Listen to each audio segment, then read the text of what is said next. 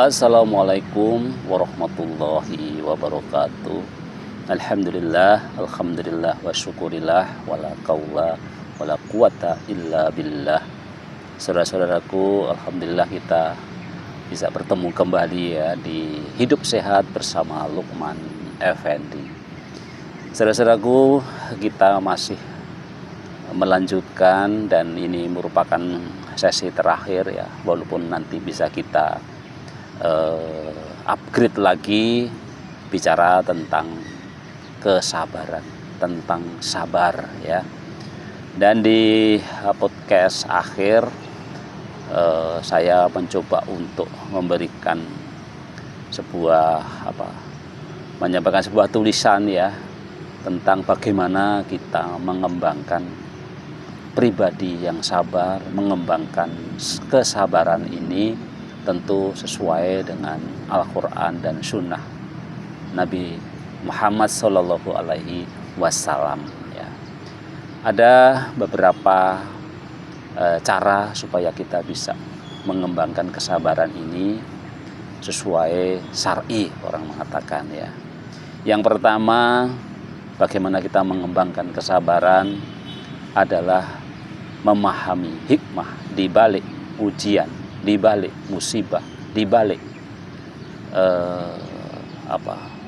kesengsaraan ya. Setiap ujian yang kita hadapi memiliki hikmah yang mungkin tidak selalu terlihat jelas ya.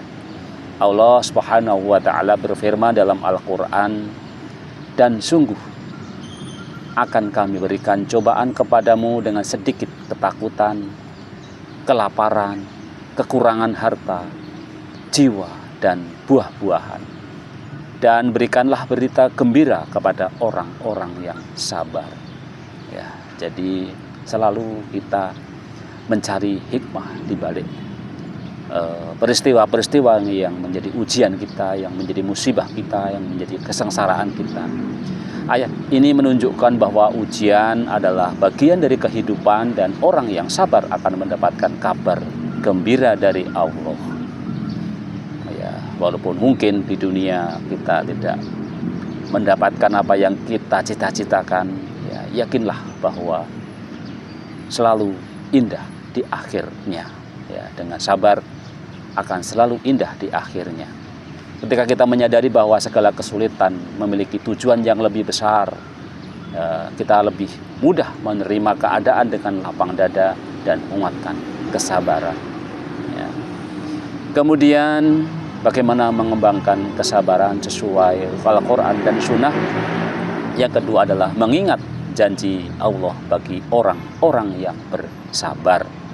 Salah satu cara terbaik untuk mengembangkan kesabaran adalah dengan mengingat janji Allah bagi mereka yang sabar. Allah Subhanahu wa taala menjanjikan ganjaran besar bagi orang-orang yang mampu menahan diri di saat sulit, di saat sengsara. Dalam Al-Quran disebutkan sesungguhnya hanya orang-orang yang bersabarlah yang dicukupkan pahala mereka tanpa batas ya. Quran surat Az-Zumar ayat 10. Tentu janji Allah ini tak terhingga ini menjadi motivasi besar kita ya untuk terus bersabar dalam menghadapi cobaan ya, dalam menghadapi ketaatan. Mari kita terus bisa taat ya di saat-saat godaan di luar sana begitu besar ya. Setiap kesabaran yang kita tunjukkan akan mendapat balasan dari Allah dengan pahala yang melimpah, yakinlah itu ya. Kemudian bagaimana kita mengembangkan kesabaran? Yang ketiga ya, sesuai Quran dan Sunnah adalah meneladani kesabaran para nabi ya. Nabi diutus tentu menjadi teladan kita, dan nabi terakhir Rasulullah SAW menjadi teladan yang paling utama yang bisa kita teladani. Para nabi adalah contoh terbaik dalam menunjukkan kesabaran di tengah ujian. Nabi Ayub alaihissalam misalnya adalah teladan sabar yang luar biasa saat diuji dengan penyakit dan kehilangan harta serta keluarganya. Dalam sebuah hadis Rasulullah SAW bersabda, orang yang paling berat cobaannya adalah para nabi. Kemudian yang semisal mereka dan yang semisal mereka. seseorang akan diuji sesuai dengan kadar agamanya. Ya, hadis riwayat Tirmizi. Hadis ini mengingatkan kita bahwa kesulitan adalah bagian dari hidup, terutama bagi orang-orang yang beriman. Mencontoh kesabaran para nabi membantu kita untuk memperkuat diri kita dan juga bersikap tabah menghadapi segala kesulitan, segala kesengsaraan. Ya. Kemudian bagaimana kita mengembangkan kesabaran sesuai Al-Quran dan Sunnah? Yang nomor 4 adalah memperbanyak zikir dan doa kepada Allah Subhanahu wa Ta'ala. Zikir dan doa adalah cara yang efektif, yang menenangkan hati dan mendapatkan kekuatan dari Allah. Dalam kondisi sulit, ya, dengan berzikir kita mengingat kebesaran Allah dan merasa lebih tenang. Allah Subhanahu wa Ta'ala berfirman, "Hai orang-orang yang beriman, jadikanlah sabar dan sholat sebagai penolongmu. Sesungguhnya Allah beserta orang-orang yang sabar." Doa juga merupakan sarana untuk mengadukan segala kesulitan kita kepada Yang Maha dan memohon pertolongan, memohon ketenangan.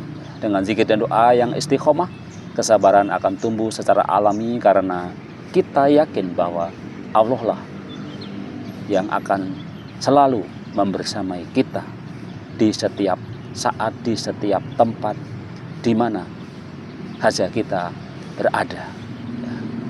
Memperbanyak zikir dan doa kepada Allah Subhanahu wa Ta'ala adalah bagian yang bisa kita kembangkan untuk mengembangkan tingkat kesabaran kita. Kemudian yang kelima, ya, bagaimana kita mengembangkan kesabaran sesuai Quran dan Sunnah adalah berusaha untuk tidak terburu-buru dalam mengambil keputusan. Di masa-masa sulit, seringkali kita tergesa-gesa dalam mengambil keputusan. Namun penting untuk tetap tenang dan tidak terburu-buru, karena ketergesaan seringkali memicu perasaan gelisah. Rasulullah SAW bersabda, ketenangan itu berasal dari Allah, sedangkan ketergesa-gesaan berasal dari syaitan. Hadis riwayat Tirmidzi. Menghindari ketergesaan adalah langkah praktis dalam melatih kesabaran. Luangkan waktu untuk berpikir jernih dan berdoa agar Allah memberikan keputusan yang terbaik dalam setiap langkah kita. Saudara-saudaraku, pengembangan kesabaran selanjutnya ya, sesuai Quran dan Sunnah adalah menghindari sikap mengeluh dan selalu bersyukur. Ketika menghadapi ujian, seringkali kita tergoda untuk mengeluh, namun mengeluh hanya akan menambah beban dan mengurangi ketenangan hati. Sebaliknya, cobalah untuk bersyukur atas segala nikmat yang masih kita miliki. Bukan nikmat yang besar, mari kita nikmati dari hal-hal yang kecil. Allah Subhanahu wa Ta'ala berfirman, jika kamu bersyukur, pasti aku akan menambah nikmat kepadamu. Ya, Quran Surat Ibrahim ayat 7. Bersyukur membantu kita menyadari betapa banyaknya nikmat yang Allah berikan. Meskipun dalam kondisi sulit, dengan bersyukur maka hati menjadi lebih tenang dan kesabaran menjadi lebih mudah untuk dipegang. Ya. Jadi berlatihlah untuk terus bersyukur, ya, dan bersyukurlah dengan hal yang sedikit, ya, bukan hal yang besar. Ya. Kemudian